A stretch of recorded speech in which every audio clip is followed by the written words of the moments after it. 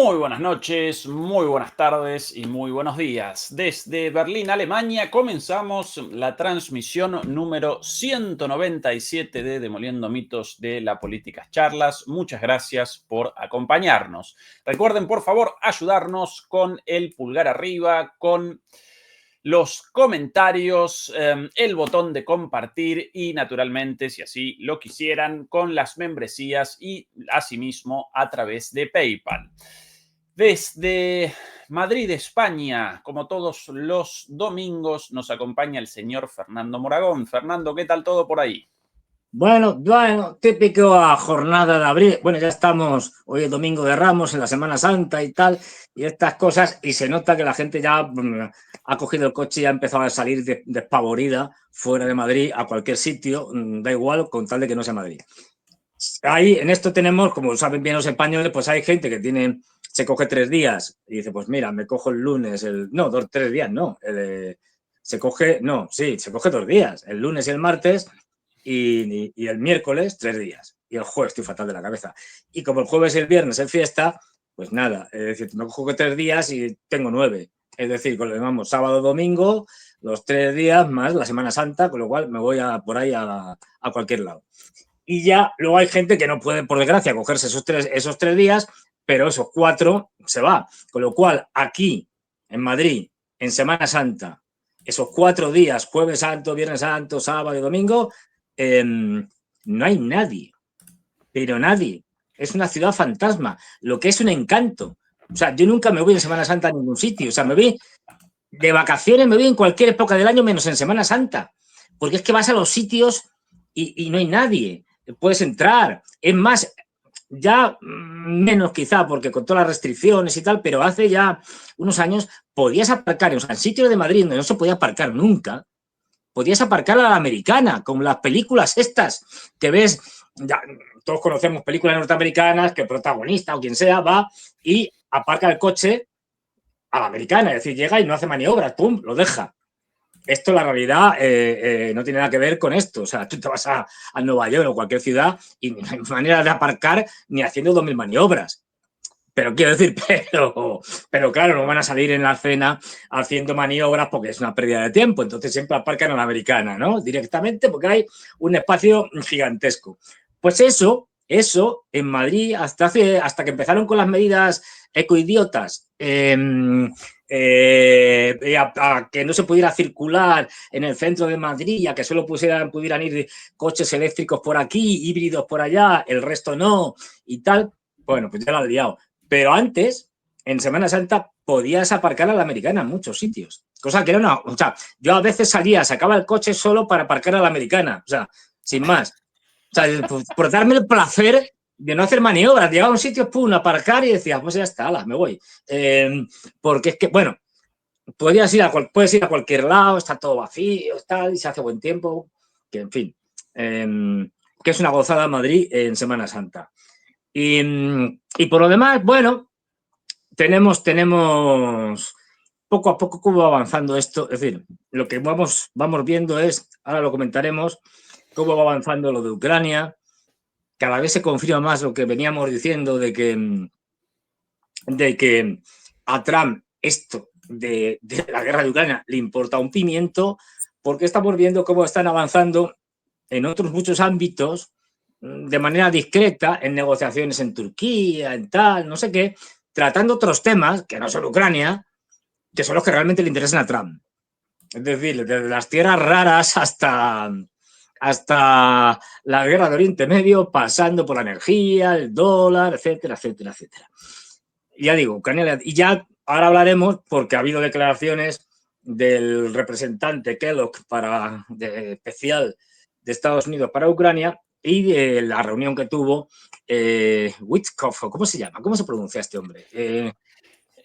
Yo siempre lo llamo Witkoff con la pronunciación en Witkoff, alemán, pero en inglés lo llaman Witkoff. bueno, pues el Witkoff qué manía de poner nombres raros tiene esta gente, Dios mío. Con lo fácil que es ponerles Smith, que es como más normalito, es decir, o cosas así, pues no. Bueno, pues también se reunió con Putin y ahora hablaremos lo que contaron uno y otro, que son declaraciones que van preparando para cuando toque, porque aquí hay mucho teatro, pues decir, bueno, pues vamos a aceptar todas las condiciones que tiene Putin. Lo dirán de otra manera, pero van a aceptar todas, porque van preparando ya el terreno con medidas, digamos, a medio camino, que al final terminen en lo que quiere Putin, que posiblemente será después de la ofensiva de primavera-verano y cuando ya el golpe ruso sea muy fuerte, sea, nunca mejor dicho, demoledor, y las cosas le sean mucho más fáciles a Trump presentarlas como que fíjense ustedes, que claro, fíjense, estamos intentando, pero como Zelensky se niega, es que no hay manera. Entonces, pues bueno, claro, los rusos ya han ganado y ¿qué se le va a hacer? Este es un poco el guión de que nos van a contar. Pero vamos, las cosas van por otro lado. Es decir, aquí lo que se está intentando, como bien sabes, es hacer una operación más o menos equivalente a lo que hizo Nixon y a lo que hizo Kissinger con China. Es decir, separemos a los chinos de los rusos. Es verdad que ya estaban bastante separados, es decir, pero bueno, los terminaron de separar del todo y aquí se piensa hacer lo mismo, pero al revés. Es decir, pero separando a los rusos en este caso de los chinos.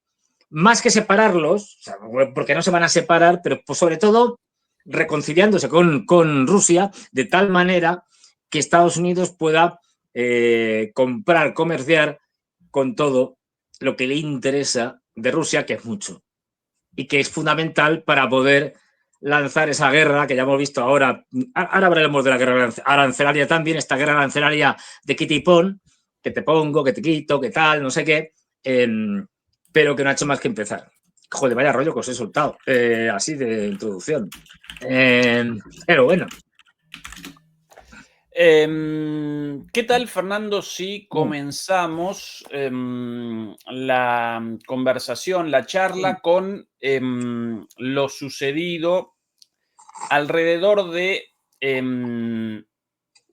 la muerte de un piloto de un caza, de un piloto de uno de los cazas F-16 cedidos a Ucrania, ya que esto generó mucho revuelo. Aquí la primera información al respecto difundida por los propios ucranianos. Esta la página web de la Fuerza Aérea de Ucrania en Twitter o en X. El mensaje inicial este de aquí.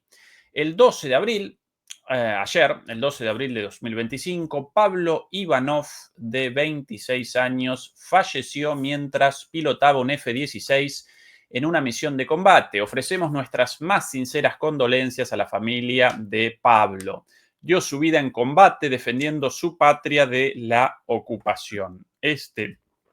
El muchacho en cuestión, junto a esta publicación, otras publicaciones de la Fuerza Aérea Ucraniana en Instagram con, algunos relatos sobre la vida de este muchacho desde una perspectiva, ¿no?, marcada por el heroísmo, el patriotismo y demás, lo esperable en una publicación de este tipo. Poco más tarde, el propio Zelensky realizó una reflexión al respecto. Por alguna cuestión, Fernando, desaparecieron los fondos, los logos de la página, todo ahora están reapareciendo de a poco. Bueno, Zelensky poquito después realizó declaraciones sobre esto con el pésame y una referencia a la muerte y la destrucción de un avión F-16, pero sin ninguna referencia, ninguna mención a las causas de esto. Hasta ahí todo más o menos dentro del marco de lo vendible por Sí. Ucrania, hasta que poco tiempo después en el sitio web de BBC en Ucrania, esto por cierto en idioma original ucraniano, aquí de repente la noticia: Ucrania anunció la muerte de un piloto de F-16. Según la BBC, su avión fue derribado por un misil ruso. Aquí nuevamente la imagen de el piloto en cuestión, Pavel Ivanov. Las autoridades ucranianas informaron de la muerte del capitán Pablo Ivanov, de 26 años, que pilotaba un avión de combate militar F-16. Se afirma que la tragedia ocurrió durante el cumplimiento de una misión de combate. El presidente Volodymyr Zelensky le otorgó el título de héroe de Ucrania. Ahora bien, según fuentes de la BBC, el avión de Ivanov probablemente fue derribado por un misil ruso. En total, los rusos dispararon 3 misiles contra el avión. Se trataba de un misil antiaéreo guiado desde el sistema terrestre S-400 o de un misil aire-aire R-37, según una fuente oficial. Si efectivamente el caso de este último misil, un misil aire-aire R-37, el derribo respondería a la intercepción de un caza Su-35, querido Fernando, porque los misiles R-37 representan los misiles utilizados por los aviones F-35, los aviones caza F-35 rusos. Esto habría generado muchas noticias, Fernando, si una de las armas milagrosas, ¿no? Si el F-16, una de las armas milagrosas, de repente apareciese como víctima de un avión S-35 ruso, bueno, qué notición. Las circunstancias aún se están investigando. Sin embargo, la fuente descarta que esta situación se trate de fuego amigo, de un propio error de los ucranianos. Bueno, toda una explicación, pero cada vez peor la cosa para el lado de Ucrania, porque primero presentaban esto como la muerte de un piloto y la caída de un avión sin más referencias a las causas. Posteriormente, esta información derribado por los rusos. Pero al rato, todavía peor, Fernando, la siguiente noticia. La diputada de la Rada, de apellido, si me ayuda un poquito, Bezula, Mariana Bezula, ¿verdad? Es el nombre, ¿verdad, Fernando? Sí, más o menos. A ver, es que esto de las pronunciaciones, sí. Es muy contestataria. Esa diputada muy contestataria, jovencita de la Rada ucraniana, de repente presentó en sus redes, aunque poco tiempo después estas publicaciones desaparecieron, pero inicialmente presentó en sus redes información relativa a un derribo de fuego amigo, o dicho de otra manera, los propios ucranianos perpetraron el derribo de este avión. Aquí el reporte de esto: la diputada de la Rada aclara que el caza F-16 de las Fuerzas Armadas de Ucrania fue derribado hoy por la propia defensa aérea ucraniana. En Ucrania aparecen cada vez más publicaciones que insinúan que el caza F-16 de las Fuerzas Armadas de Ucrania fue derribado por su propia defensa. Además, estas publicaciones provienen de personas que se presentan como oficiales. Por ejemplo, la diputada Mariana Bezugla, quien insinúa abiertamente este asunto. En su canal, la diputada de la Verkhovna Rada, de la Rada ucraniana, del Parlamento ucraniano, escribe que el sistema de friend or foe, amigo o enemigo en español, aún no ha sido ajustado correctamente. Fernando, ¿cuál de todas estas peor para Ucrania? ¿La caída como tal, sin explicación? ¿El derribo por parte de los rusos? ¿O el derribo a manos de los propios ucranianos? Todas malas.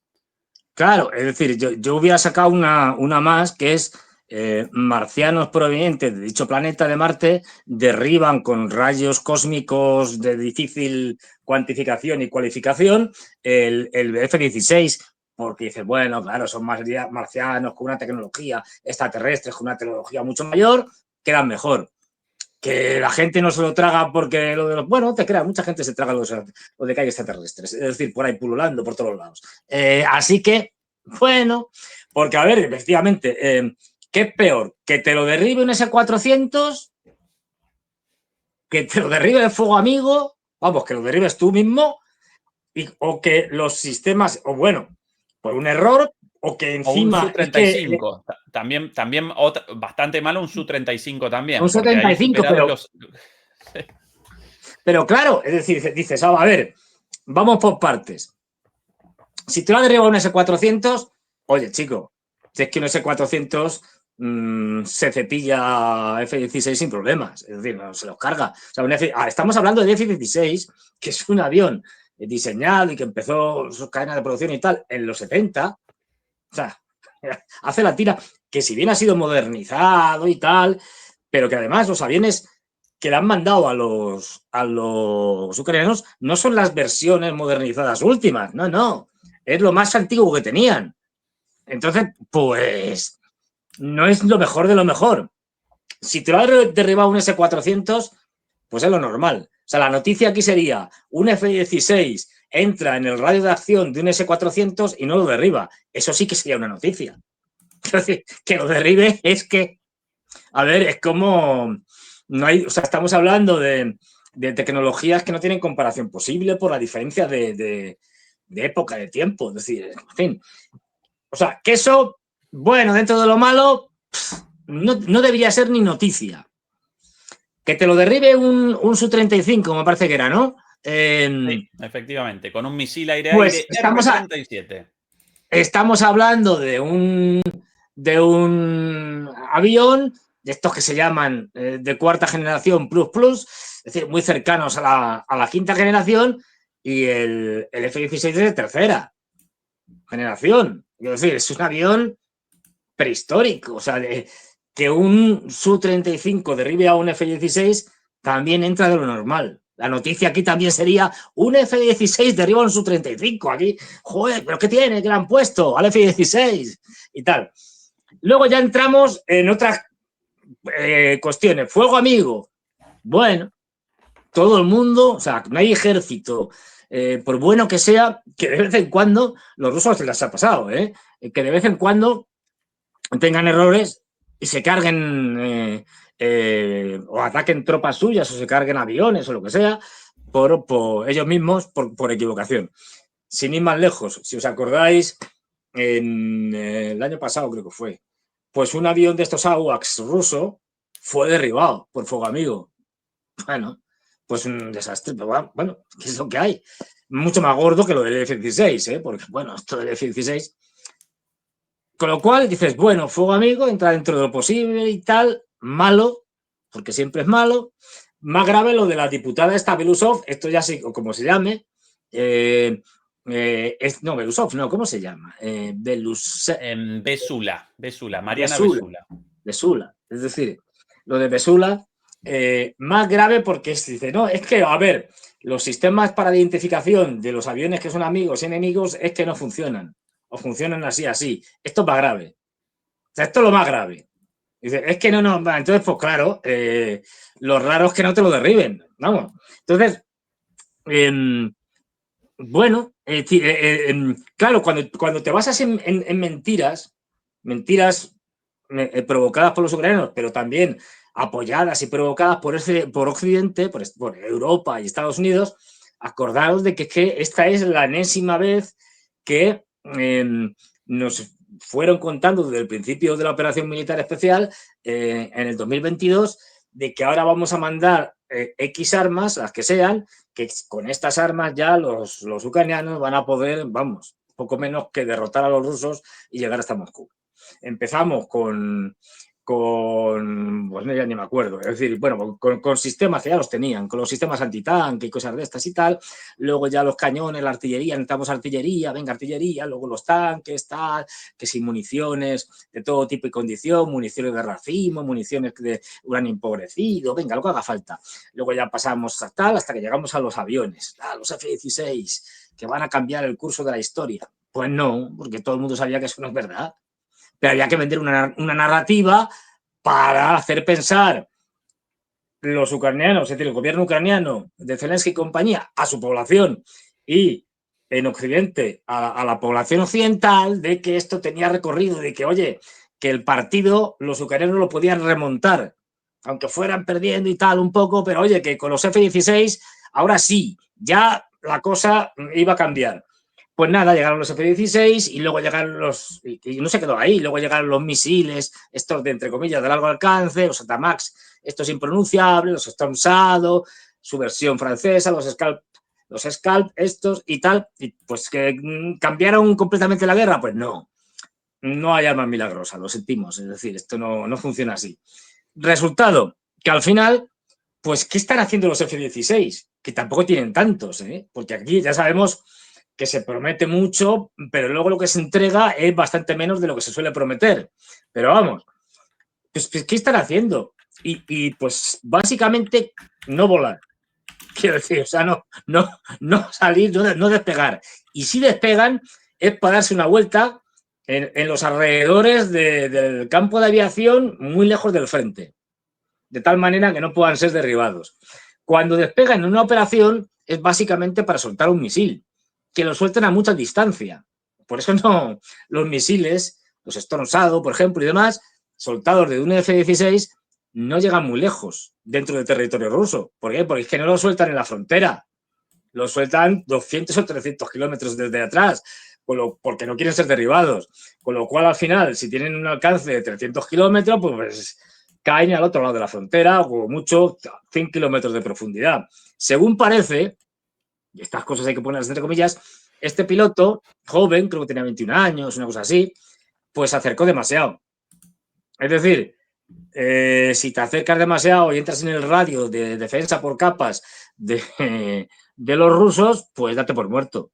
O sea, aquí la noticia es, no sería esto, la noticia sería un avión F-16 entra dentro de los sistemas de defensa rusos y sale vivo. Es decir, has entrado donde no tenías que entrar, pues te han derribado. Esto no es normal. O sea,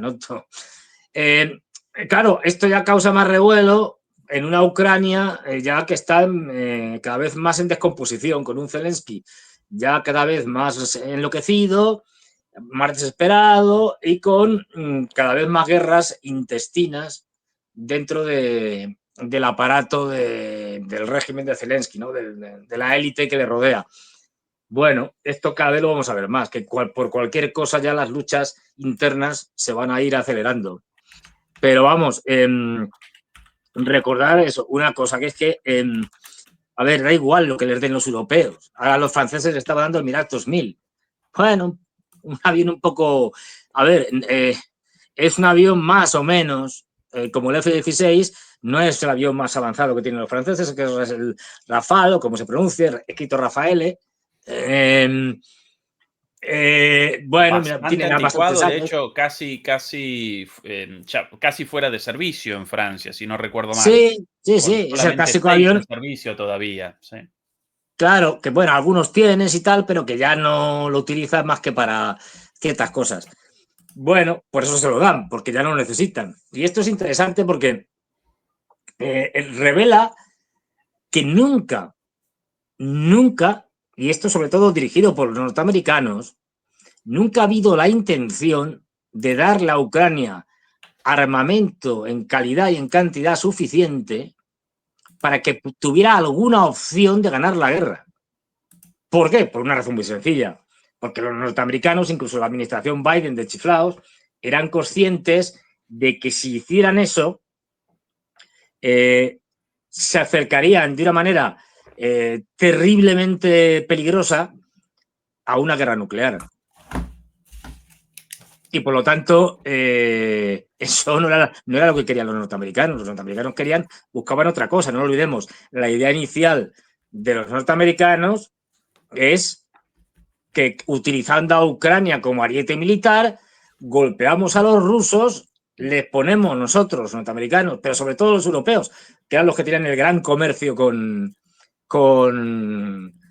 Rusia, les ponen unas sanciones comerciales brutales, draconianas, y como resultado digamos, se desestabiliza la economía rusa, se viene abajo, lo que causa protestas sociales, la caída de Putin y la división incluso de Rusia fragmentada en diferentes repúblicas. Esta era un poco la idea que tenían. Pues nada, es decir, todo lo contrario. La realidad siempre se impone y lo que pasó fue todo lo contrario. A partir de ahí, viendo que eso no se producía, ya se sabía que con más o menos avatares, con más o menos tiempo, con algunos reveses, más o menos, los rusos terminarían ganando la guerra. Es decir, son cosas, es como, a ver, no estoy contando nada nuevo. Cuando la Segunda Guerra Mundial empieza, los alemanes, ¿por qué los alemanes utilizan la Blitzkrieg, la famosa guerra relámpago, que todos sabemos? Una guerra rápida, porque es su única oportunidad, porque saben que no tienen fondo. Es decir, que en una guerra a varios años contra los aliados la perdían. El plan de Hitler inicial era guerra relámpago, como al principio no funcionó. Quiero decir, Polonia, Francia en 46 días, que tardó. Es decir, bueno, Dinamarca, los Países Bajos, tal, Bélgica, Noruega y tal. Y cuando ya tiene todo esto, Gran Bretaña. Bueno, pues en Gran Bretaña fracasan no por esto que nos han contado del radar y tal, que sí, que fue importante, pero que esto de que los ingleses ganaron porque habían inventado el radar en la batalla de Inglaterra, esto no es cierto. Es verdad que contribuyó, pero los ingleses no ganan. Son los alemanes los que pierden. Y pierden porque cambian de estrategia, que fue un craso error cuando estaban ganando. Es decir, la idea era, vale, intercambio de golpes. Nosotros vamos a perder muchos aviones, bombarderos, cazas, etcétera, pero es que vamos a dejar sin radares, sin aviones y sin aeródromos a los británicos. Una vez que hayamos hecho esto, aunque hayamos perdido prácticamente la mitad de la aviación o más de la que tenemos, es decir, da igual porque ya podemos invadir por tierra. La famosa operación León Marino, que no se llevó a efecto porque se perdió la batalla de Inglaterra. ¿Y por qué se perdió la batalla de Inglaterra? Porque ya lo estaban consiguiendo, ¿eh? Quiero decir, los británicos ya tenían un problema de pilotos brutal, no tenían pilotos.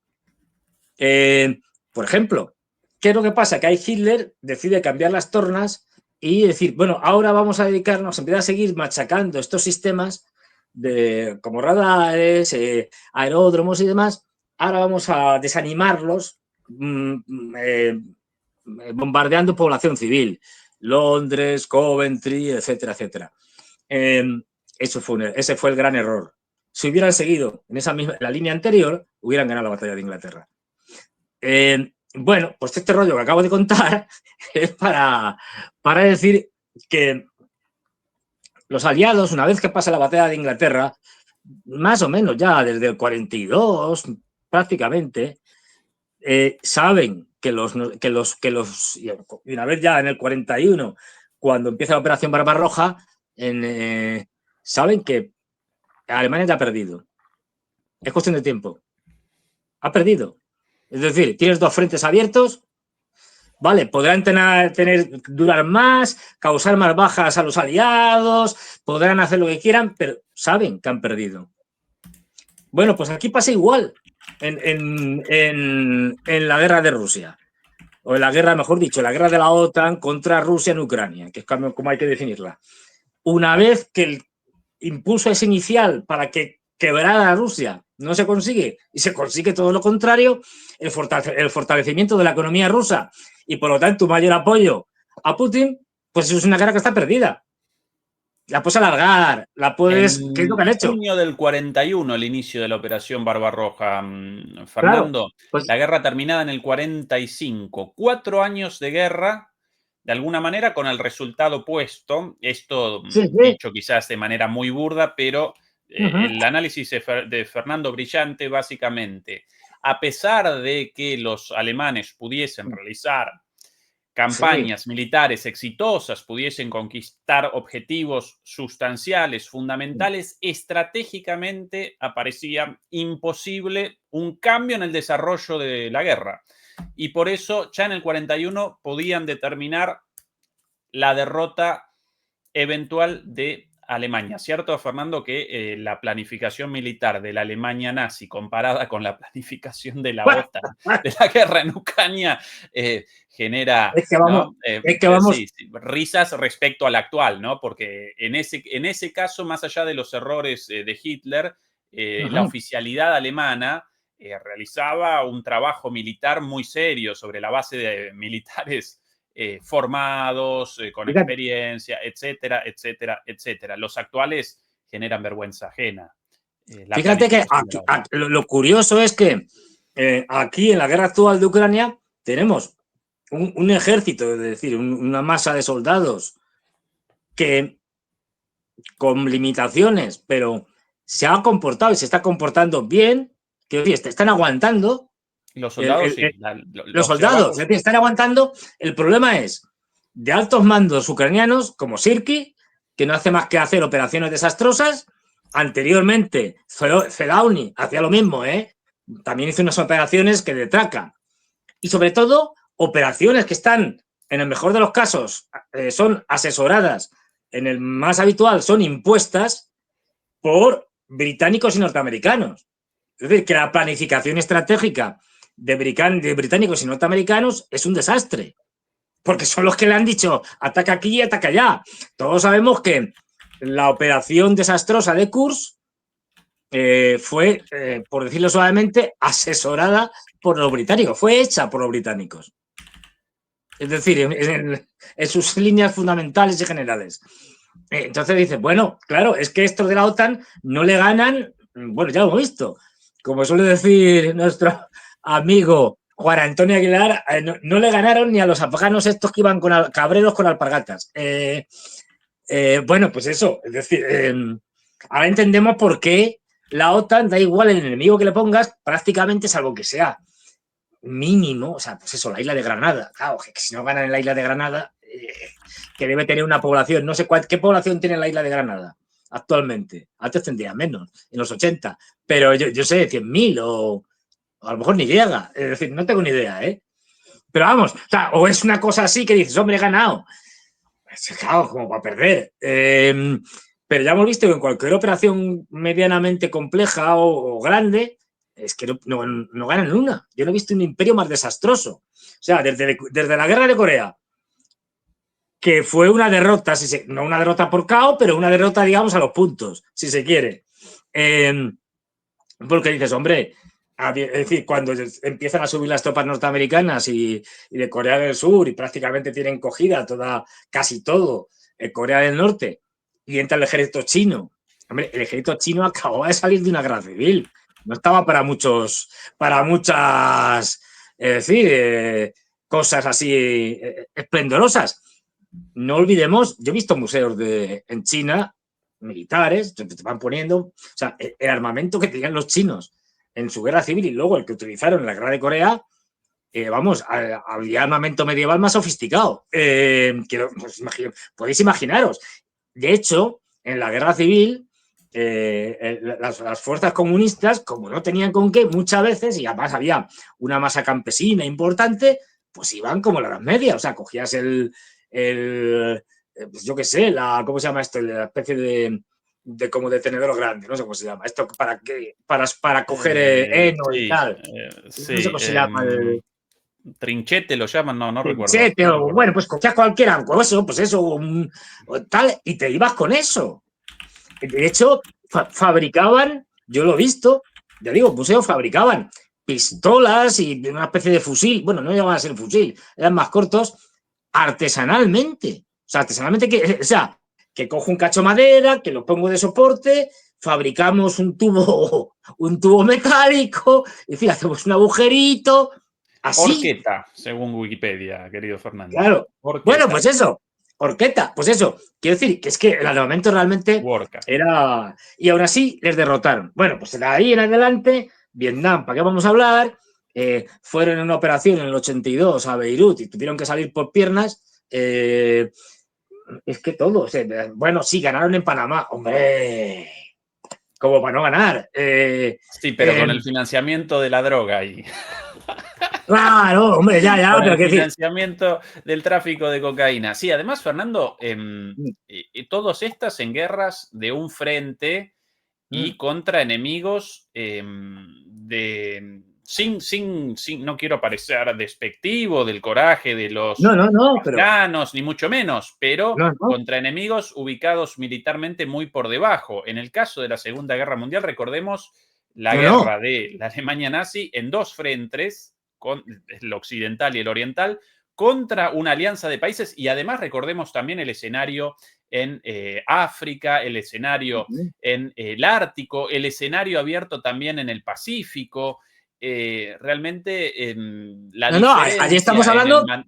en el comando militar de aquel entonces y el desastre de la OTAN ahora aparece a la vista Claro, para cualquier persona con la más mínima idea de la allí, historia militar. allí estábamos hablando de millones de movilizados por parte de Alemania y de Japón con un ejército de primera categoría en ambos casos. Es decir, un ejército equiparable bueno, o mejor incluso que el norteamericano, que el británico, etcétera. No olvidemos que los británicos y los franceses en Dunkerque tuvieron que salir por patas. Es decir, y que la operación de conquista de Francia o de rendición de Francia, fundamentalmente, por ejemplo, con los avances de la caballería, es decir, como ya la caballería no existe, bueno, todavía había caballería en aquella época, pero aunque no lo parezca, pero con el decir, lo que serían tanques, Guderian, que es el gran artífice de los movimientos rápidos con los tanques, es que le tuvieron que parar por una cuestión logística, porque no le llegaba el combustible. Pero es que si no le paran, tarda aún menos en llegar a París. La línea Maginot fue un desastre. Quiero decir que estábamos hablando de ejércitos potentísimos, con una capacidad además de innovación tremenda. Es decir, Fernando, no. como siempre, en nuestras conversaciones comenzamos con Deriva, un tema y sí. finalmente aparecemos en No, cualquier bueno, otro, pero. aparecemos en la Segunda Guerra Mundial, No, pero pero. voy a establecer un vínculo entre lo De hablado conexión. anteriormente y otro tema ligado al presente, a la geopolítica actual. Vos recién recordabas o remachabas las mentiras ucranianas, también recordabas las Fuerzas Armadas de los países asiáticos. Bueno, además de la cuestión del F-16, las mentiras ucranianas y demás, ¿sí? Y la incapacidad de la dirigencia militar occidental, en el día de hoy aparecieron novedades respecto a otra mentira de la propaganda ucraniana ligada a la participación de supuestos soldados chinos en los combates contra las Fuerzas Armadas ucranianas en territorio ucraniano. Recordarás la acusación de Zelensky más o menos 5 o 6 días atrás respecto a la aparición de soldados chinos, su captura. Según Zelensky, estos soldados aparecían en cautiverio, iban a presentar pruebas. Bueno, finalmente presentaron algunas pruebas. Esta una de ellas, Fernando. Bueno, divertidísima. Estos los soldados chinos en Ucrania, aunque si ese edificio ucraniano de cualquier lugar del mundo, bueno, no lo podemos determinar. Y además estos soldados chinos realizan escrituras en las paredes, grafitis también. Sí, justamente los soldados chinos en una operación secreta, bueno, generan pruebas de su participación con estos grafitis. Esto presentaba Zelensky. Bueno, como la información la recogió la vocera de la Secretaría de Estado estadounidense, después Kaja Kallas también, Zelensky a todo esto llamaba directamente a recategorizar a China como un país hostil y por ende dentro del eje del mal junto a Irán y Corea del Norte. Este es el pedido de Zelensky a los estadounidenses, nada más y nada menos. Después de la primera información, del primer anuncio de Zelensky respecto a supuestamente 6 soldados, a partir de que los occidentales recogieron esta estupidez, bueno, comenzó a presentar la cifra de 155. Unos días después, varios centenares, eso no lo presentamos en la última va transmisión aquí. subiendo. Sí, en una establecimos el foco, hace una semana establecimos el foco en esto y vaticinábamos que iba a ascender Sí. el número al día siguiente centenares, pero hoy, querido Fernando, de Vaya por Dios. repente esta noticia de los medios estadounidenses, Reuters, los ciudadanos chinos que luchan por Rusia en Ucrania son mercenarios, según funcionarios estadounidenses. Y no solo eso, sino que aparentemente de los mercenarios chinos, según esta publicación, la mayor cantidad de mercenarios chinos no aparecen combatiendo a favor de Rusia, sino que aparecen combatiendo a favor de Ucrania. Aparecen en las fuerzas armadas ucranianas. Bueno, otra mentira, otro delirio. Kaja Kallas respondió unos días después a esta estupidez con el pedido de que Estados Unidos deliberase sobre su relación con China, porque China representaba un facilitador de la guerra en Ucrania, uno de los principales soportes de Rusia. Así lo presentó Kaja Kallas, la jefa de la diplomacia, sin ninguna prueba. China, el principal responsable de la guerra en Ucrania. Fernando, ¿cuál es el límite para todas estas mentiras, estas Ninguno. estupideces? O sea, quiero decir que cualquier día, ahora decimos, fíjate esto de los chinos, que esto es un delirio, un disparate, encima los 4 chinos que hay, pues hay 4, es decir, o 5, 2 están luchando a favor de los rusos y 3 a favor de los ucranianos, son más, es decir, pues estas cosas son, pues cuando dices y piensas, oh no, ya no pueden inventar una tontería mayor, ya verás cómo la inventan. Quiero decir, una tontería mayor. Es cuestión de unos días. Que nos salgan con otra ya, pues eso. Porque los iraníes también están por allí, o yo qué sé, cualquier cosa.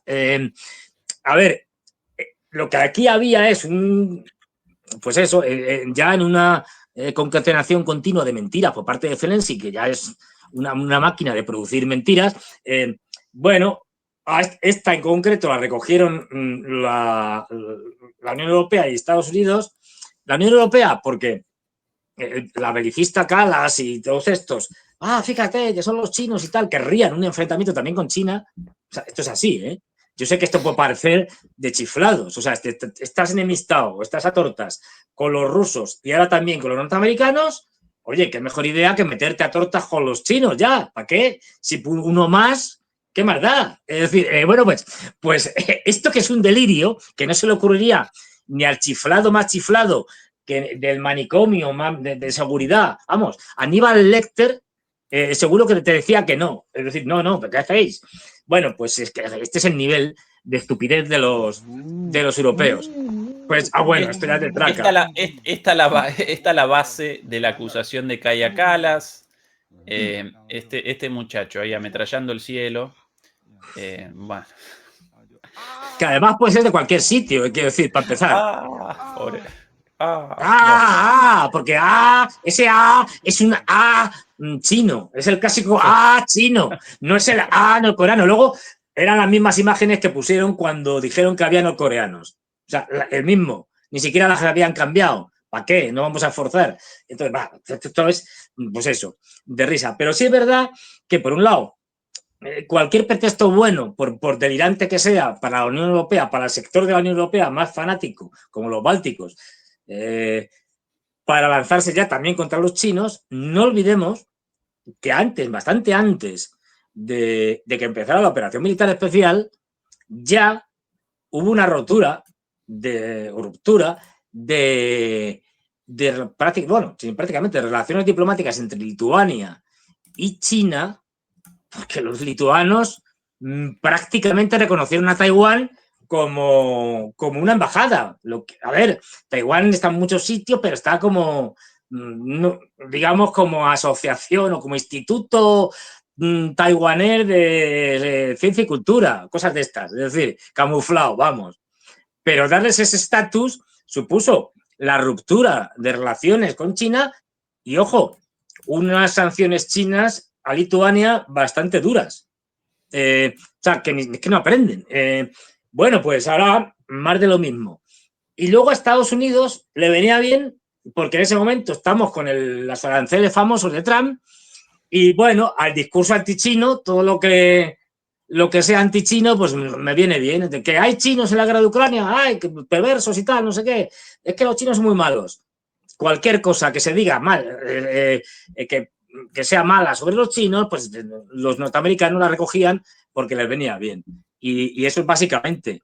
Pero bueno, este es el grado de delirio que hay en una Europa que es absolutamente, o sea, bueno, delirante, ¿no? Es que esta gente nos lleva inevitablemente al desastre más absoluto, eso ya lo hemos dicho muchas veces, y, y bueno, pues es que no, bueno, todavía Macron y Steinmeier están ahí con que si montamos una operación, ahora según parece, los británicos y los franceses quieren meterse en Odessa, medio de Strangis, es decir, así un poco, o sea, una cosa absolutamente delirante. Hombre, lo interesante aquí es que últimamente varios medios han ratificado, no me acuerdo si era el New York Times o alguno de estos y tal, y luego otros y tal, pues han venido a reconocer, por un lado, que los británicos, vaya, lo que venimos diciendo ni se sabe, años ya,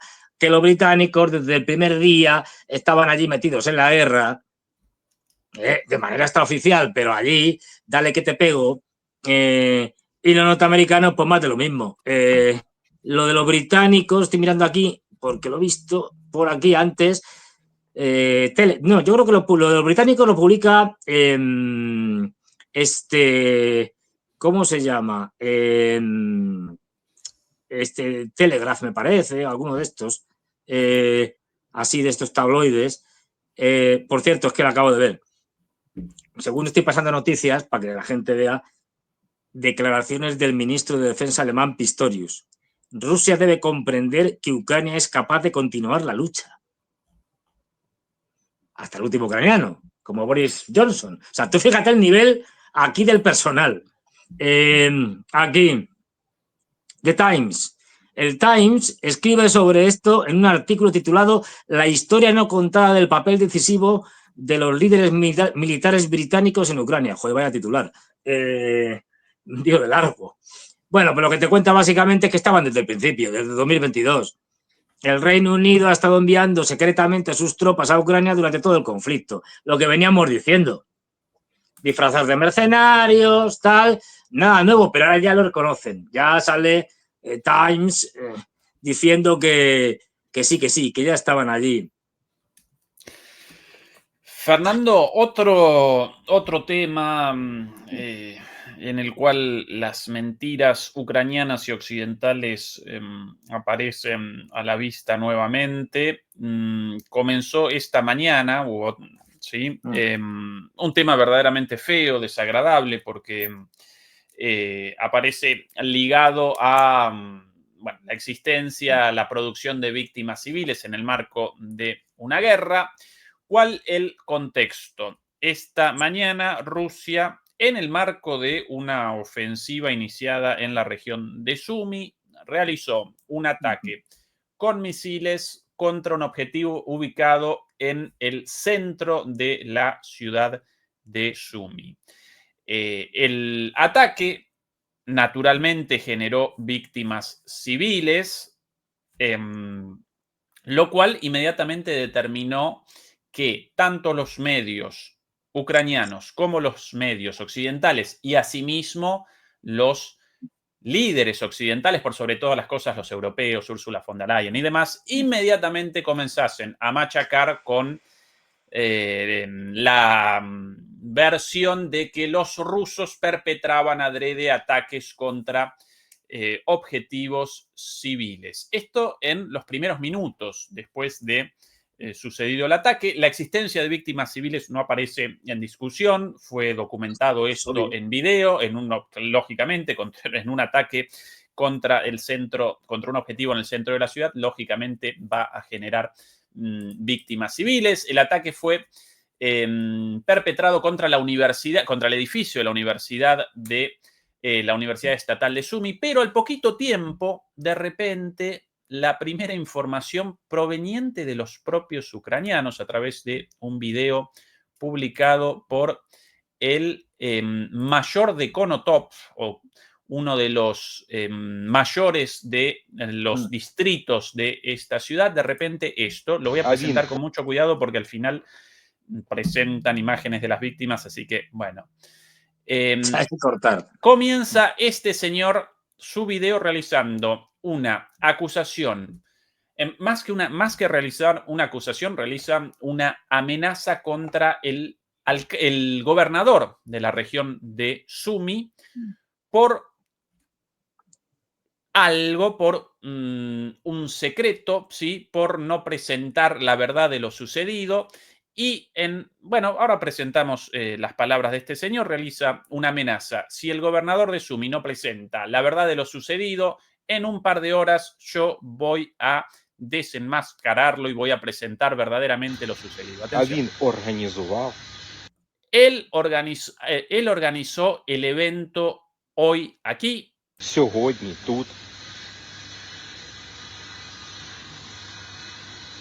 Muy conmovido, señor, indignado. Para la premiación de certificados y medallas de nuestros muchachos, nuestros héroes. Para las personas, perdón, esta no la amenaza publicada por la mañana, sino esta la revelación hecha después de que frente a esa amenaza el gobernador de Sumy no respondiese. Aquí la presenta, 117 Brigada. Exactamente. Que ahora para la entrega de premios para nuestros muchachos, los héroes de la Brigada 117. Por ahora todo el mundo está hablando, todo el mundo está escribiendo, esto con relación a los medios. Ya no es más un secreto.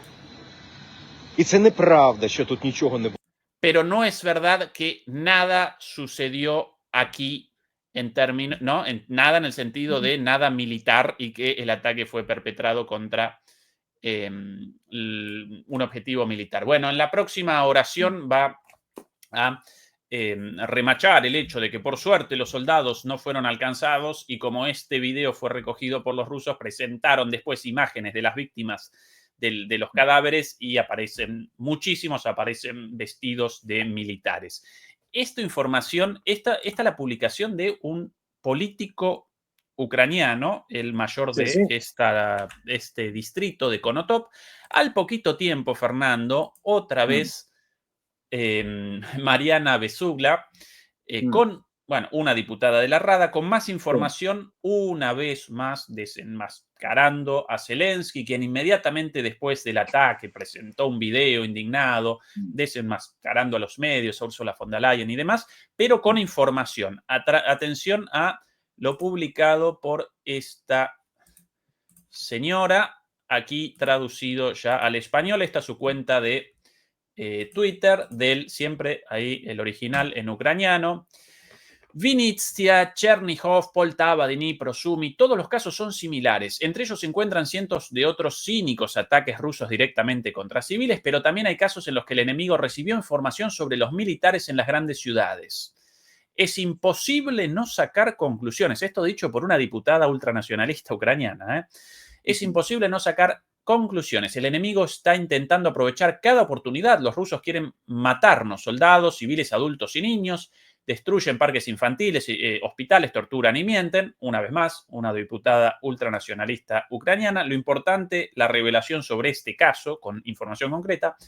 Pero no tenemos derecho a equivocarnos, a depender de primicias militares que no saquen conclusiones, no saben adaptarse a las condiciones de la guerra moderna y no son capaces de alejarse de rituales obsoletos y peligrosos. No podemos tolerar que los jefes de algunas administraciones difundan abiertamente información sobre las reuniones y luego permanezcan en el cargo, como ya ha sucedido varias veces. Necesitamos aprender más rápido, ser más flexibles y purgar el sistema de exclusivos e idiotas. De lo contrario, los inocentes e indefensos sufrirán. Todo esto no disminuye los crímenes del enemigo, pero las mentiras disminuyen nuestra capacidad de luchar, y esto dirigido al general Sirski. Y atención a la publicación debajo, esto en ucraniano, la invitación, ¿cómo llaman a esto? Banner, ¿cuál es la palabra en Sí, español? El una especie de panfleto, invitación, sí, sí, un ahí a un panfleto, acto. Mm. una invitación a un acto militar para la premiación de los soldados de la Brigada 117 en la Universidad Estatal de Sumy, con el día y la hora. Esta es una de las publicaciones de esta señora. Así que acá primero lo presentaban como un trabajo de los servicios de inteligencia rusos fenomenal, determinando la ubicación de este evento secreto. Panfletos difundidos por esta Claro, gente. ¿qué Y maldad? Es después decir, esta señora también presentaba otro tuit más adelante, otra publicación con, aquí si me ayuda, acá, con el cronograma de actividades. A las 9:30 asamblea, a las 10 ceremonia de premiación de la brigada de la Policía Militar 117, actuación infantil, golpes, niños invitados al acto militar, Fernando. Además en Sumy, donde a escasos kilómetros de la sí, sí, contraofensiva rusa en del Kursk. A frente. pesar de la diferencia, esta es exactamente la información que llegó a los rusos, al SBU. Nada justifica el crimen ruso. Según el derecho internacional, las partes están obligadas a verificar los objetivos. Un ataque al centro de la ciudad durante un fin de semana es todo un caso de asesinato, el asesinato de civiles. No me congratula en absoluto rechazar esto, pero el derecho internacional, consagrado por las Naciones Unidas, establece como uno de los criterios para la comisión o no de un crimen de guerra la diferenciación de un objetivo militar de un objetivo civil y la proporcionalidad, aunque no establece la proporción. Y acá el objetivo, a partir de esto, entonces, perdón, lo conceptualizo un poquito más. Si las Fuerzas Armadas de un país realizan un ataque contra un objetivo civil diferenciado, pero como consecuencia de ese ataque eso genera víctimas civiles, eso no representa un crimen de guerra. No aparece categorizado como un crimen de guerra porque el ataque fue realizado contra un objetivo delimitado como militar. Después, naturalmente, aparece la cuestión de la proporcionalidad, pero ahí no establecen de ninguna manera relaciones de cuántos militares por cuántos civiles. Si quieren relaciones, bueno, presencia en el caso en Gaza, ¿no? De cuántos muertos de Hamas por cuántos niños y mujeres. Pero acá en la inmensa mayoría de las imágenes aparecían soldados, aparecían altos oficiales y naturalmente algunas víctimas, con lo cual, desde el punto de vista del derecho internacional, en este caso específico, no cometen un crimen de guerra porque realizan un ataque contra un objetivo militar con mayoría de víctimas militares. Y lo demás, tristemente, no nos debe congratular a nadie, pero lo terrible de la guerra, ese ataque además genera víctimas civiles lamentables. Por cierto, si rechazamos las víctimas civiles y aparecemos en contra de eso, entonces debemos presentar una postura, una posición en contra de la guerra y no a favor de la continuación, porque esta es la hipocresía de Occidente, Claro. ¿no? ¡Ay, cometen ataques contra civiles! Más guerra entonces. Y más guerra va a generar naturalmente más muertos civiles, obviamente. Bueno, pero Claro. esta es la mentira, el grado de mentiras, esta vez, Fernando, desenmascarado por ellos mismos, por los Hombre, propios ucranianos. Un esto lo que terror. denota, lo que denota ya primero es cada vez más tensiones internas dentro del régimen ucraniano. Esta diputada, por ejemplo, ya es conocida por estar frontalmente en contra de Sirki. O sea, es un ataque constante a lo que está haciendo Sirki, que realmente es lamentable, ¿no? Lamentable lo que está haciendo Sirki. Y por otro lado, bueno, por el alcalde y tal, o sea, cada vez dicen, mire usted, es que a nadie se le ocurre, con 2 dedos de frente, en una zona muy cercana a la línea del frente, es decir, organizar un acto público en una universidad para condecorar tal, y reunir en esa universidad a un montón, primero a un montón de soldados, y eso de soldados oficiales, altos oficiales, porque cuando se va a condecorar, no te condecora un sargento, te condecora el coronel o el general, mínimo. Es decir, pues claro, es un objetivo militar. Si esta gente ha sido tan impresentable, tan imprudente de invitar a civiles, pues eso no tiene por qué saberlo los rusos. Es decir, esto es como cuando, esto es como cuando atacas un objetivo militar y claro, si el objetivo militar los ucranianos lo han puesto al lado de un hospital, pues bueno, puede que algo les toque. No pongas una reunión, no pongas un cuartel general o al lado de un hospital. Es decir, es que claro, esto es, me acuerdo cuando en la guerra del Golfo, en las dos, pero bueno, en la primera y tal decía, no, justificaban los norteamericanos, es que utilizan a los civiles como escudos humanos. Bueno, pues igual se puede decir de los ucranianos, que utilizan a los civiles como escudos humanos para evitar que los ataquen. Pongo aquí al lado y luego, es decir, pongo aquí al lado me pongo al lado de un hospital, de una escuela y tal, porque así los rusos no nos atacan. Y es cierto que los rusos han eliminado una cantidad de objetivos, mejor dicho, bueno, eliminado no, es decir, han suspendido los ataques a una gran cantidad de objetivos, sabiendo que allá había objetivos militares, porque estaban al lado de, pues eso, de colegios, de hospitales y tal, y podían causar víctimas civiles. Y ante eso han decidido, a diferencia del señor Netanyahu, no atacar. Es decir, hospitales, cosa que el señor Netanyahu pues os ataca, pero vamos, con un gusto que en fin. Y si pues, nos ponemos a hablar de víctimas civiles, hablamos de todas, claro.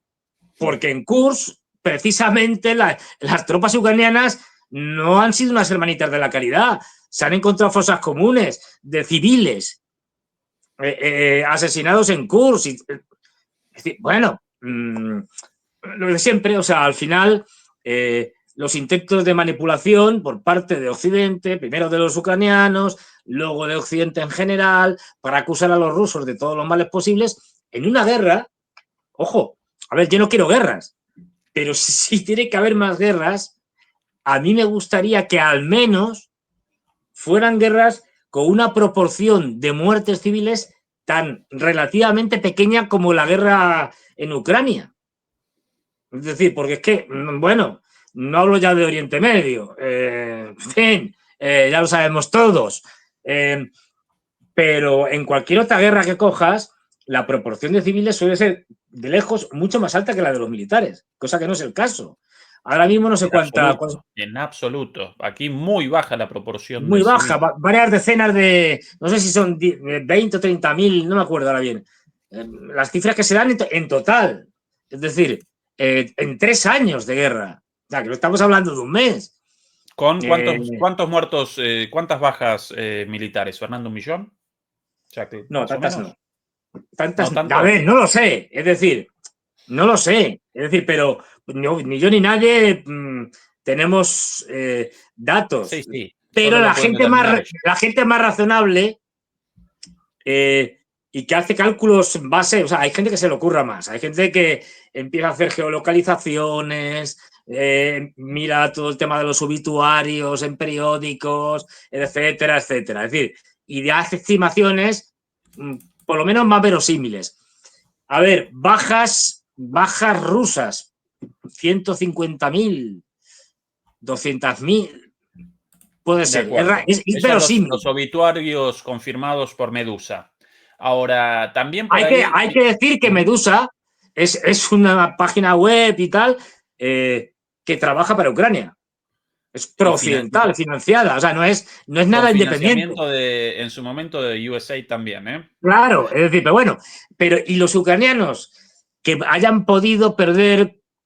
Es que, claro, una cosa son muertos y otras son bajas. Es decir, pero que en bajas 300, 400.000 puede ser.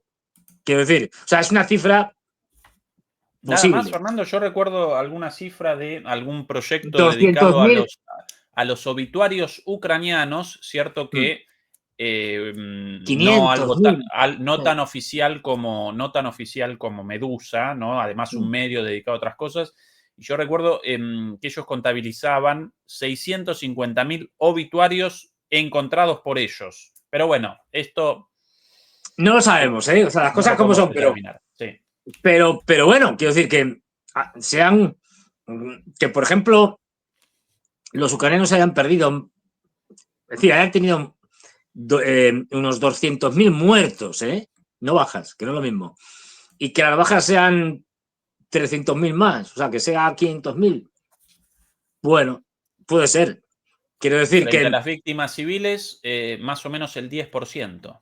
Muy baja la sí, proporción. muy baja la proporción. Con Además, respecto a esto, otras guerras, ¿no? Todo horrible, naturalmente, todo sí, pero bueno, lamentable, pero esa es la a realidad ver, de la guerra. esto lo que tenemos que tener en cuenta es que cualquier guerra, que esto los primeros que intentaron vendernos la moto de las operaciones quirúrgicas, estas no sé si os acordáis de la primera guerra del Golfo, los que ya habían nacido y tal, empezaron a ponernos lo de las imágenes de los misiles, estos que llegaban y ¡pum! Daban a un sitio y tal, todo muy quirúrgico, y que no hay muertos civiles y tal. Luego nos enteramos, claro, de que había sido una carnicería, pero bueno.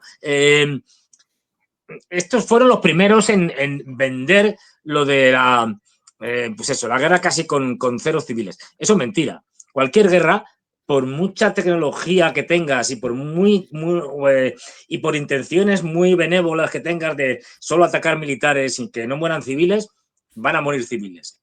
Entre otras cosas porque, por ejemplo, algo tan sencillo como tú lanzas, y esto es recíproco, me da igual que sean los ucranianos los que lancen un misil contra los rusos o los rusos contra los ucranianos, pero si tú lanzas un misil y lo interceptas, fragmentos tanto del interceptor como del misil interceptado van a caer y van a caer en cualquier lado.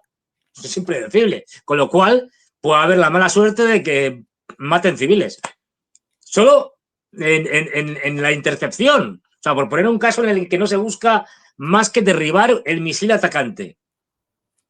Entonces, es inevitable. O sea, que nadie piense ni le cuenten en la moto de que no, esta guerra no va a haber muertos civiles. Siempre va a haber muertos civiles. Otra cosa es que haya Fernando, muertos civiles.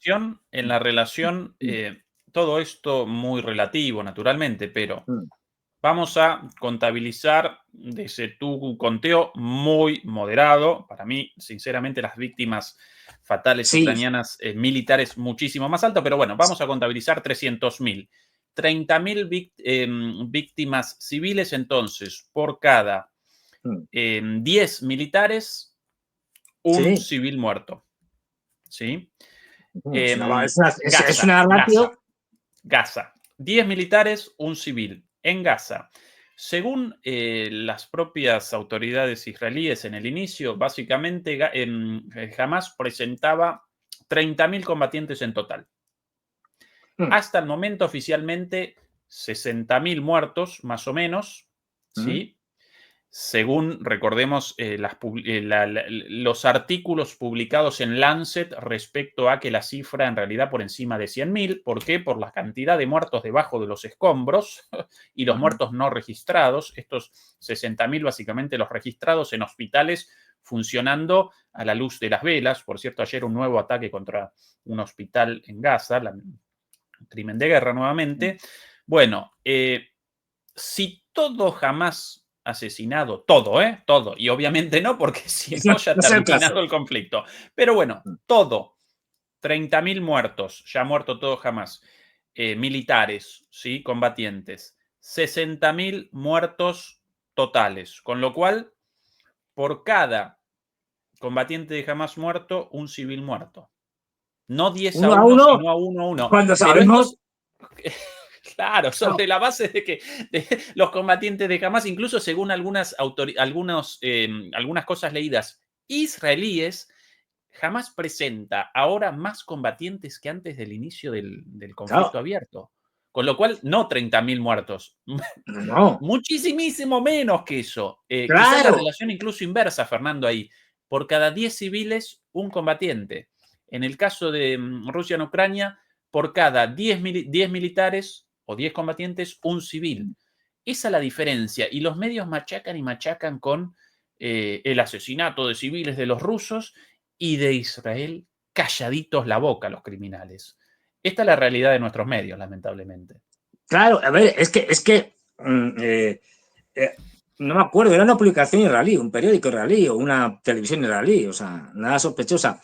Y hacía la revelación más o menos de que de los famosos túneles, nos acordamos de los famosos túneles que están por toda Gaza y tal, y que nos contaban prácticamente ya en los primeros meses de la guerra que habían destruido el 70% de los túneles, que ya no quedaban túneles prácticamente, etcétera. Bueno, pues eran publicado, no me acuerdo si la cifra era un 20 o un 30% solo de los túneles habían sido destruidos. Es decir, que entre el 70 y el 80% quedaban todavía más o menos intactos. Claro. A ver, la guerra ya sabemos la famosa frase de la primera víctima de una guerra es la verdad, ¿no? Pero en este caso es que es descarado, quiero decir. O sea, veíamos cuando se hizo la tregua que salieron cientos y cientos, pero que hay muchos vídeos de operativos de Hamas con sus fusiles de asalto celebrando la tregua y estos estaban muy vivos. Quiero decir que no, vamos, no parecían muertos. Es decir, que está claro, ¿no? Bueno, pues claro. Y por el contrario, las cifras oficiales del ejército de Israel pues son extremadamente bajas. Ya sabemos que no son ciertas, pero bueno, esto es lo típico de todas las guerras. O sea, el enemigo pierde mucha gente, nosotros no perdemos a nadie. Bueno, pero claro, esto no es creíble, no es verosímil. Entonces, en cualquier caso, ya digo, las cifras ya es muy difícil saber las cifras de. Porque, por ejemplo, además, en bajas metemos muchas cosas. Claro, en bajas ya metemos a los desertores, por ejemplo. Y hay dos tipos de desertores. El que se va y no vuelve y el que se va durante un tiempo y vuelve. Por presiones, porque, en fin, por muchas cosas. Entonces, pero vamos, el porcentaje de desertores ha ido creciendo de una manera brutal. Lo que es normal cuando coges a la gente en la calle y te la llevas a combatir en contra de su voluntad, a la fuerza. Pues normal que deserten en cuanto puedan. Fernando, abandonando un poco el tema de la cuestión de el ataque contra Sumi, las mentiras ucranianas y occidentales y demás. Novedades en los frentes, Fernando. Ayer presentábamos el inicio de acciones ofensivas en Sumi, en Asia, Limán. ¿Algún análisis de tu parte sobre pues la estamos situación en la línea de contacto? Hay avances, es decir, pequeños. Yo creo que se está preparando, ahora mismo estamos en un periodo de relativa calma, subrayo lo de relativa, porque los combates siguen, pero siempre manteniendo la iniciativa los rusos. Hasta ahora había un periodo que tuvimos en algunos sitios como en Torex, como también, por ejemplo, en ciertas zonas de Procrops y tal, de intentos en la carretera que une Procrops con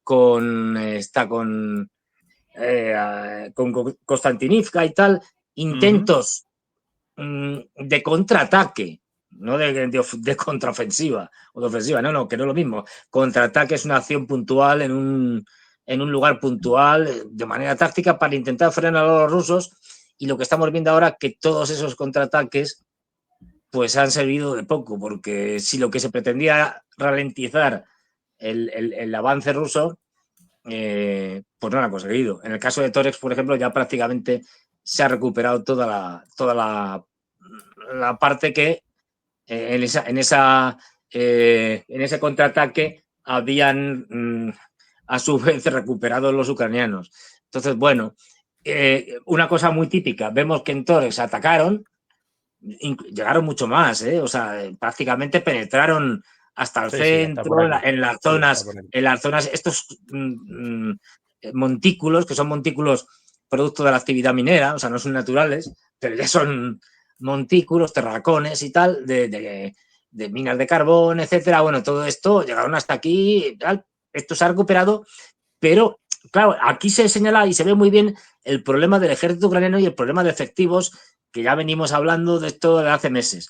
Y es que mientras ellos, el ejército ucraniano, hacía un contraataque en el sector de Torex, ¿qué hizo el ejército ruso? Aprovechar de que como no tienen efectivos, tienen que quitar de un sitio y poner el otro. Y un poco más al sur, hicieron toda una serie de avances, si te fijas, justo al sur, aquí, sí. En toda esta zona, esto ha sido tomado, toda esta zona de aquí también. Es decir, es el problema. O sea, vale, yo hago un contraataque en donde sea lo que aprovecha, en este caso en el mismo sector, el ejército ruso para efectivos que han retirado de allí o que tienen pocos, pues contraatacar, atacar y por lo tanto derrotar al ejército ucraniano y ocupar una serie de poblaciones, trincheras, etcétera. Y esto es el Aquí, gran Fernando, problema. en Torres no he visto esto hasta recién, esto del día de hoy. Sí, Aparentemente un avance profundo a esta localidad de sí, Nelipivka. está poco, Tremendo. está Sí. poco claro. Es decir, Ajá. en principio, o sea, que el ataque parece que ha sido, que el ataque se ha sucedido, parece que sí. O sea, que en esto están de acuerdo todos. Hay quien dice que efectivamente se ha llegado hasta allí y se han asentado allí. Hay quien dice que fueron rechazados. No está claro. Ajá. Ok. Pero bueno, en cualquier caso, que es decir, tenemos por lo que hablábamos antes, por ejemplo, en Sumi. En Sumi la situación es que al final lo de los efectivos es fundamental, es muy complicada porque si cogemos el frente de Sumi-Bilgorod, por llamarlo de alguna manera, una de las posibilidades que estaba haciendo los ucranianos es, con el ataque de Belgorod, no tanto hacer una especie de incursión tipo Polkrops, tipo Kursk, que ahora mismo ya no tienen capacidad para eso, sino hacer simplemente ataques para evitar un futuro, o para intentar frenar un futuro, una futura ofensiva rusa. Porque si Belgorod, esta zona de Belgorod está al sur de Sumi. Si atacamos por el norte de Sumi y desde Belgorod, terminamos haciendo una gran pinza sobre Sumi. Entonces, bueno, Aquí esta acción Sumi, podría tener ese aquí intento de Kursk, retrasar. y aquí esta mini ofensiva, estas operaciones en Belgorod, según Claro. tu análisis, Fernando, frenando la posibilidad de un ataque por aquí. Efectivamente, intentando frenar la posibilidad de un ataque que desde Belgorod terminara yendo hacia Sumi, porque lo que estamos viendo también es que poco a poco se van tomando localidades ya en Sumi, al norte, ahí, y consolidando, hasta la penúltima, se va poco a poco avanzando, en principio, como hablábamos otras veces, para crear una zona de colchón en la frontera, pero luego habrá que ver la fortaleza o la debilidad que tienen las tropas ucranianas en Sumi cuando se produzca esa ofensiva, que a ver, que va a ser una ofensiva a la rusa.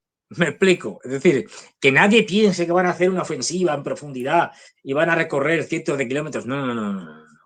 No olvidemos que el objetivo ruso desde el principio prácticamente, pero sobre todo desde que ya aquello se torna claramente en una guerra de posiciones, es destruir al ejército ucraniano. Y el ejército ucraniano está fundamentalmente en el frente. Es decir, no está en el otro extremo. Ya no hay reservas, o apenas hay reservas. Entonces, está en el frente. Lo que se trata es de hacer operaciones militares que destruyan, como consecuencia de la destrucción de unidades o de la retirada de esas unidades, se ocupa territorio. Pero no se trata de ocupar territorio. Lo que sí veremos, yo creo, es que va a haber una presión por toda la línea del frente, como comentábamos otras veces. ¿Por qué? Porque habrá una dirección de ataque principal, yo creo que será la de, bueno, todos apostamos porque sea la de Zaporilla, digamos, Zaporilla, Donetsk, ya entrando prácticamente en Dnipropetrovsk, están a menos de 3 kilómetros. Es decir, esa operación que tanto hemos comentado, yo creo que irá más bien por ahí porque los grandes avances que ha tenido Rusia en esa zona son incomparables con el resto. Ahora bien, van a presionar en todos los sitios y van a hacer ataques en varios sitios. Porque, primero porque tantean, exploran la debilidad o no de los ucranianos. Y segundo porque en el caso de que vean debilidad, pueden cambiar las tornas y decidir explotar una debilidad que encuentren en la línea ucraniana, reforzar ahí las unidades rusas para golpear y avanzar en esa dirección. O sea que en esto no olvidemos que al final una de las claves de la guerra, como en otras muchas cosas, es la adaptabilidad. Es decir, una cosa, tú haces todos los planes que quieras y luego en función de cómo se desarrollan las operaciones, tienes que tener la suficiente flexibilidad como para poder cambiar cosas sobre la marcha en función de la fortaleza o la debilidad que presenta el enemigo en determinadas partes del frente. Es decir, saber aprovechar eso. Entonces, pues bueno, una cosa es lo que tú planificas y yo creo que la dirección principal va a ser esa. El tema de Procrops vamos a ver porque si se lanzan o no a por Procrops directamente, ahora mismo ya digo, la defensa que está haciendo el ejército ucraniano de las zonas aledañas a Procrops es Numantina. Es decir, bueno, Numantina no porque estarían cercados. Es lo que hemos visto hasta ahora, contraataques y contraataques a la desesperada, porque hay que evitar que las carreteras que están en torno a Procrops y que las suministran, sobre todo las que vienen desde la parte occidental, sean ocupadas por los rusos. De ahí los contraataques y contraataques para evitar o retrasar que eso pueda producirse. Y por eso hemos visto un montón de contraataques y tomas y retomas de pequeñas localidades que están ahí. Pero esto es, en el mejor de los casos, ralentizar el ataque o el avance ruso. De hecho, de todos estos contraataques que se hicieron, prácticamente casi todos han sido anulados y se han recuperado las zonas que habían reconquistado los ucranianos. La situación es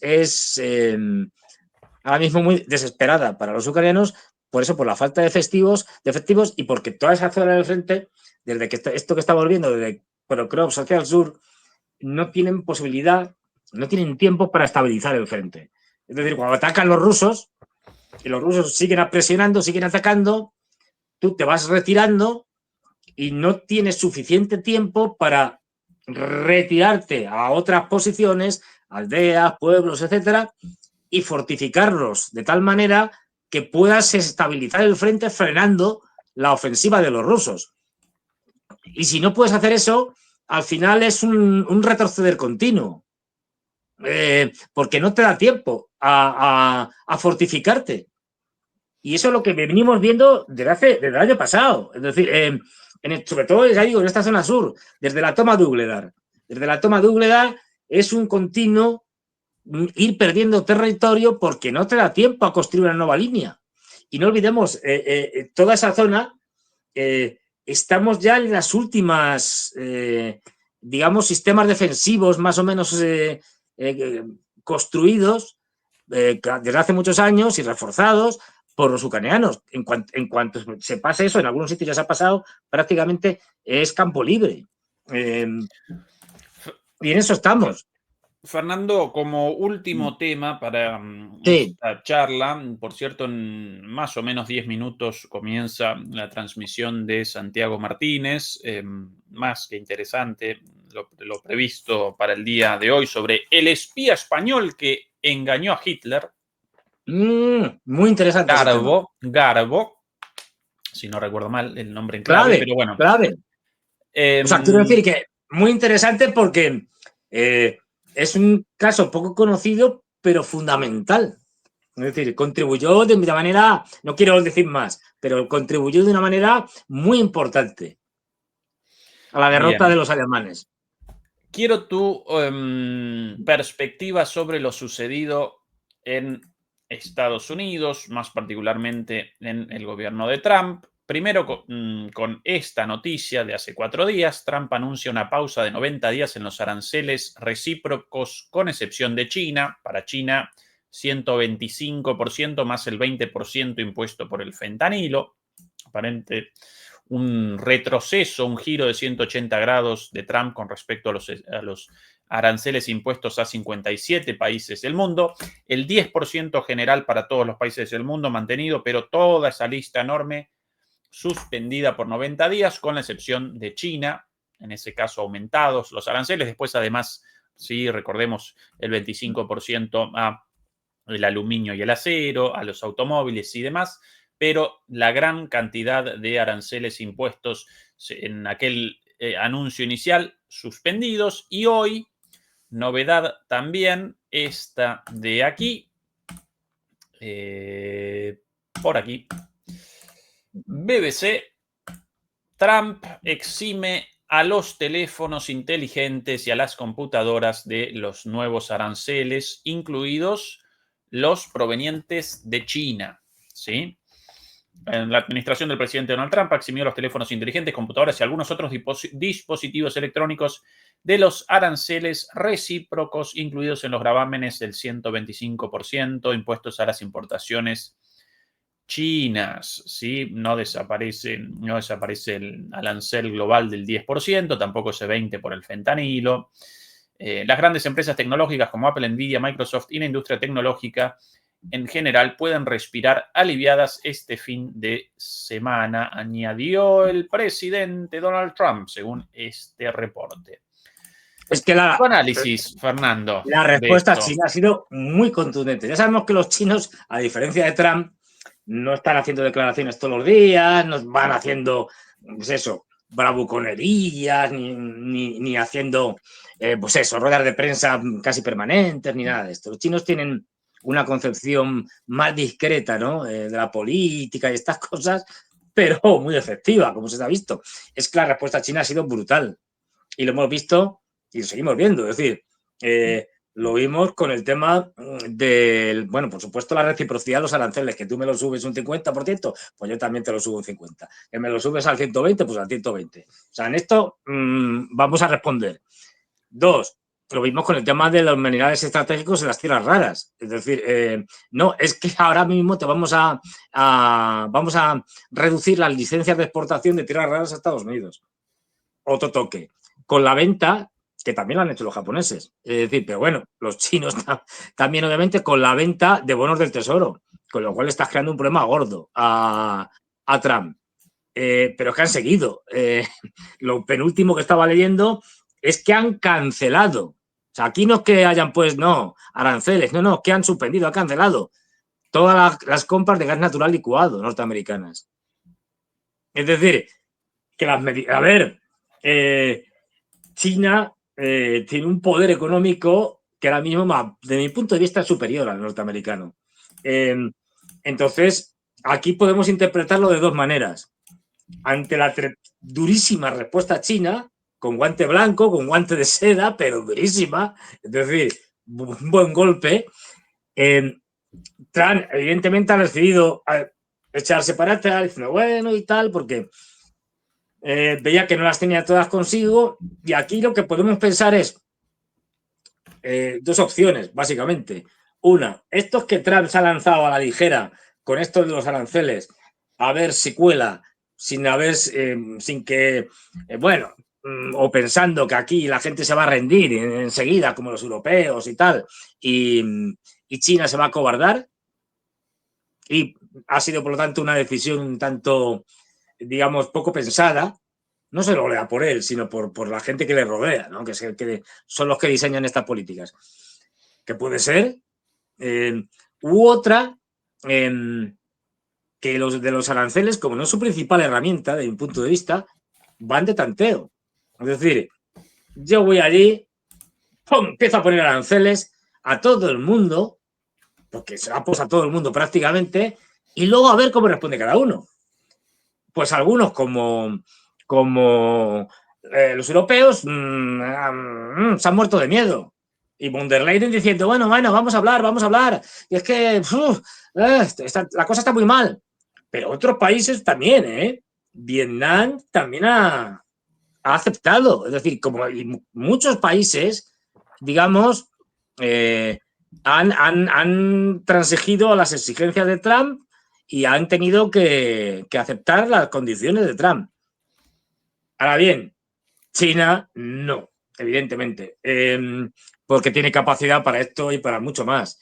Entonces, bueno, como esto era un tanteo, es decir, suponiendo que esta hipótesis sea la correcta, como he hecho un tanteo, un sondeo con esto de los aranceles, ya he visto quiénes aguantan y quiénes no.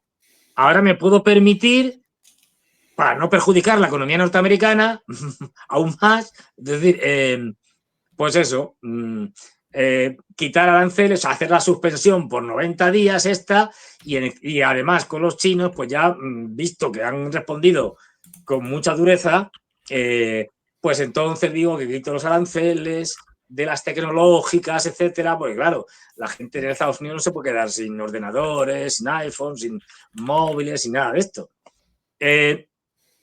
Yo creo que este no ha sido más que un primer movimiento de Trump. En la guerra económica contra China que va a durar todo su mandato.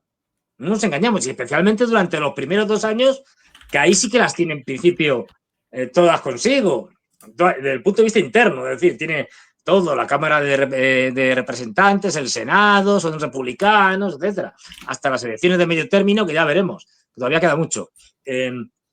Bueno, pues va a seguir, es decir, va a intentar buscar maneras de doblegar a los chinos. Si no funciona con los aranceles, lo intentará de otras maneras. Pero otra cosa es que le salga, ¿eh? Quiero decir, pero que lo van a intentar porque lo que ya estamos viendo es, bueno, o sea, una guerra que viene de hace mucho. Es decir, y que el otro día yo, el viernes pasado, en el programa que hago de Demoledores, así por mi cuenta, lo loco, contaba un texto del Partido Republicano que se dio que se repartió en 2023 interno, ¿no? Una especie de programa de lo que había que hacer, un libro blanco de estos de más de 900 páginas como para leérselo, y lo que decía y lo que yo destacaba aquí era algunos elementos que te lo dejan muy claro. Trump, Biden, Este de Pepito aquí de los dos probablemente, panotes. Fernando, el documento de la Heritage Foundation, el plan, el 2025, el mandato para el 2025, es en... Pues ahora te lo digo. En principio, Aquí es un cargando documento en 2 interno minutitos. del partido Republicano que publicó un libro, no dan más datos, que se llama Proyecto 2025. Exactamente, sí, de la Ese, Fundación ¿no? Heritage. Cargando desde hace un ratito, ahora lo vamos a presentar, por lo menos Tal. la portada. En algún momento lo presentamos también. Bueno, pues ya digo, 922 páginas, o sea, una cosa tremenda, en la cual se menciona a China 483 veces. Vamos, que... Y simplemente leo algunos fragmentos muy pequeñitos, muy cortos, Este de aquí. referentes a China. Efectivamente, ahí lo tenemos. Referentes a China. Y no queda duda. Dice, por ejemplo, este documento. Sin duda, el mayor peligro para la seguridad, la libertad y la prosperidad de los estadounidenses es China. Pues más claro agua. Sigue diciendo, China busca lograr una posición dominante en Asia y, con base en esa posición, el dominio global.